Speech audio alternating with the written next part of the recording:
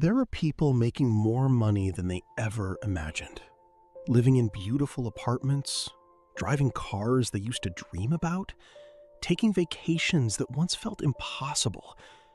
And yet, some of them still lie awake at 2 a.m., staring into the dark, wondering why they still don't feel safe. Not poor, not failing, just uneasy. A small surprise bill ruins their whole mood. A late paycheck creates stress they can't fully explain. They check their banking app over and over, even when they already know the number. And the strange part is, from the outside, their life looks successful, maybe even perfect. So why does something still feel missing? Why do people finally reach the life they wanted, only to realize the anxiety came with them? That question quietly sits underneath modern life. And once you start noticing it, you see it everywhere. The friend who makes good money but never relaxes. The coworker who always seems tired, even after a vacation. The person who looks successful online, but secretly feels behind. Because for a lot of adults today, success no longer feels calming. It feels fragile.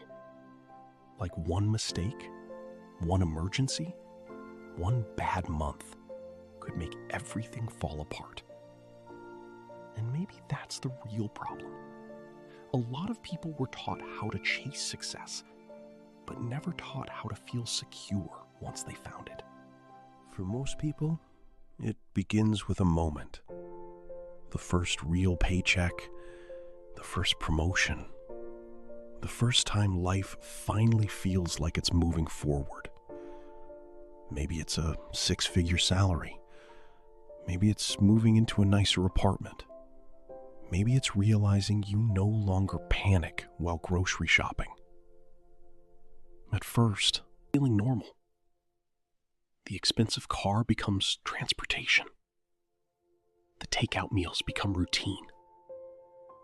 And slowly, without realizing it, your old definition of success disappears. That's the part nobody warns people about. Human beings adapt to improvement very quickly. In psychology, this is sometimes called hedonic adaptation. But most people experience it more simply than that. And slowly, without realizing it, your old definition of success disappears. That's the part nobody warns people about. Human beings adapt to improvement very quickly. In psychology, this is sometimes called hedonic adaptation. But most people experience it more simply than that. They call it, why doesn't this feel as good anymore? And once your lifestyle becomes normal, losing it starts to feel dangerous. That's where the anxiety begins. Because earning more money doesn't always create peace. Sometimes it just increases the number of things you're afraid to lose.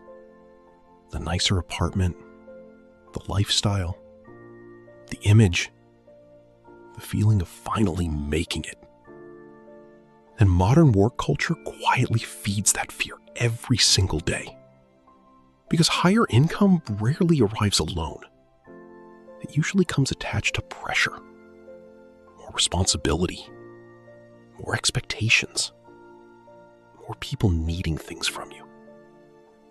Your phone stops feeling like a device and starts feeling like a leash.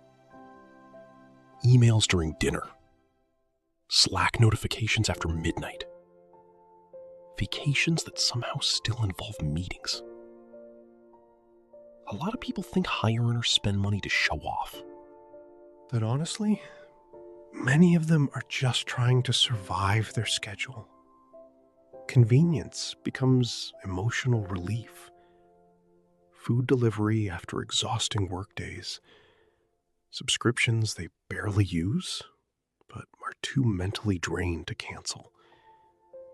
Impulse purchases that feel rewarding for about 10 minutes, then disappear emotionally by morning.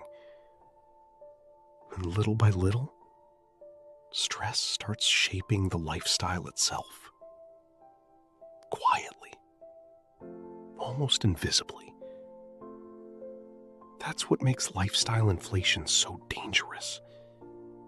It rarely feels irresponsible. It feels earned, reasonable, temporary. Until one day, your expensive life no longer feels optional. It feels necessary. But money isn't the only thing changing people. The internet changed the emotional experience of success too. A few decades ago, people compared themselves to neighbors, co-workers, friends.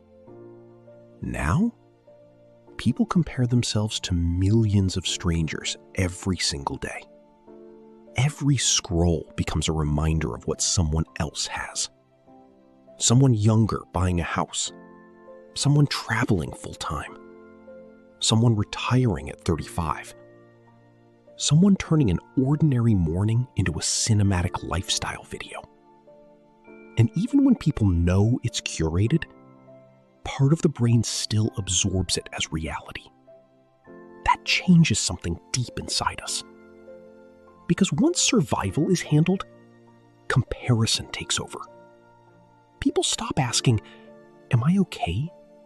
and start asking, "Am I behind?" That question is endless.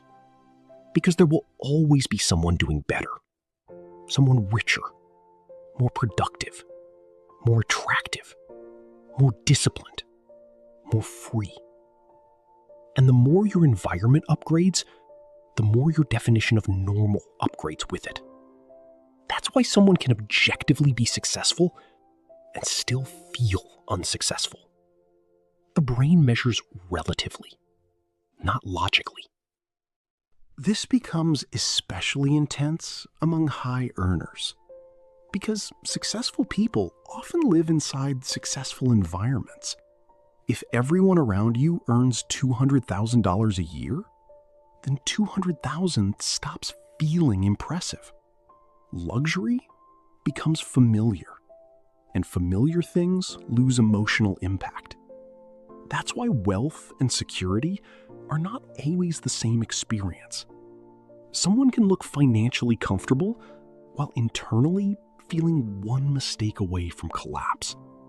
Not because they're lying, because the human nervous system adapts faster than income does. And underneath all of this, there's another force driving the cycle. Dopamine. Not happiness. Dopamine. Those are not the same thing. Happiness feels calm, steady, present. Dopamine feels like anticipation, the moment before something happens, right before the purchase, right before the package arrives, right before the vacation starts. And when people are emotionally exhausted, that anticipation becomes incredibly addictive. After a brutal work week, buying something can feel less like spending money and more like temporary emotional rescue. A reward, a distraction, a moment of excitement in an otherwise repetitive cycle. The problem is, the feeling fades quickly. So the brain starts chasing the next relief. Stress, reward, temporary escape, then back to stress again. That loop quietly drives a huge amount of modern consumer behavior. Not because people are shallow, because many people are emotionally overstimulated and deeply tired. But maybe the most unsettling part of modern success is how quickly the finish line moves. People spend years chasing a number, a salary they believe will finally make life feel secure. And when they finally reach it, The relief is real, but temporary. A few months later, the brain recalibrates. Now there's a new target, a better neighborhood, a larger investment account, a newer version of enough. The goalpost moves again, and again, and again. A lot of people secretly build their entire emotional future around the idea that peace exists somewhere ahead of them. After the next raise, after the next achievement, after the next milestone. But what if the feeling they're searching for was never waiting there in the first place? That realization hits some people hard. Because eventually, achievement can stop feeling exciting and start feeling mandatory. You're no longer chasing success because you want more. You're chasing it because slowing down feels unsafe. Because once income becomes tied to identity, maintaining success starts to feel like survival. And that creates a very specific kind of loneliness, the kind nobody sees. Because everyone assumes successful people are fine. A lot of high earners feel guilty talking about financial anxiety. They think, I make good money. Why am I still stressed? But income and emotional safety are not the same thing. Some people increase their earnings without ever increasing their sense of peace. And maybe that's the conversation modern culture quietly avoids. We live in a system designed to keep people chasing more money, more productivity, more optimization, more proof that your life matters. But very little teaches people how to feel satisfied, because satisfaction is difficult to monetize. Wanting more is not. So people keep running, even when they're exhausted, even when they already have what they once prayed for. And maybe real wealth looks different than we were taught. Maybe it's not endless upgrading. Maybe it's not turning your entire existence into a performance for strangers online. Maybe real wealth is emotional stability, the ability to sit still without feeling guilty, the ability to enjoy your life without constantly measuring it against someone else's, the ability to stop treating rest like failure. Because a person can spend decades increasing their income while their anxiety quietly increases beside it.